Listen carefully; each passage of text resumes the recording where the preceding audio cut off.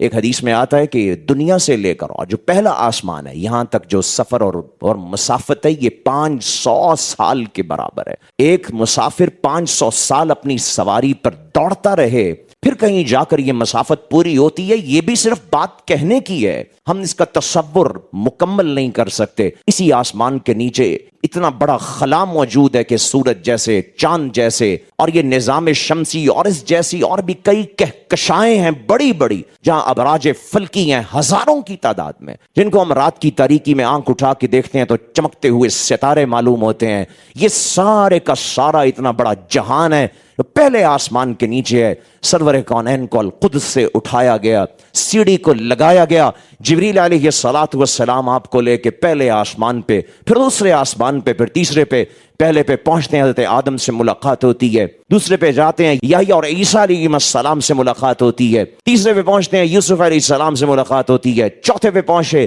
حضرت ادریس سے ملے، پانچویں پہ پہنچے حضرت ہارون سے ملاقات کا شرف ملا، موسیٰ سے ملے چھٹے آسمان کے اوپر، ساتویں آسمان پہ پہنچے حضرت ابراہیم علیہ الصلوۃ والسلام سے ملاقات ہوتی ہے۔ اس سے اوپر اللہ تبارک قسم و تعالیٰ کی یہاں پر سدرۃ المنتہا کا ذکر کیا گیا، وہ درخت ہے جس کی جڑیں چھٹے آسمان میں ہیں، اس کی کیفیت کو ہم نہیں جانتے، پھل اس کے بہت بڑے بڑے، پتے اس کے بہت بڑے بڑے، اور اس کا جو نقطہ عروج ہے وہ ساتویں آسمان پہ پہنچتا ہے۔ فرشتے اس سے آگے جانے کی مجال نہیں پاتے، اللہ کے احکام کو یہاں نوٹ کرتے ہیں اور پھر کائنات میں نافذ کرنے کے لیے منتشر ہو جاتے ہیں۔ حضور کو یہ عالی شان سفر ایک رات میں کروایا گیا۔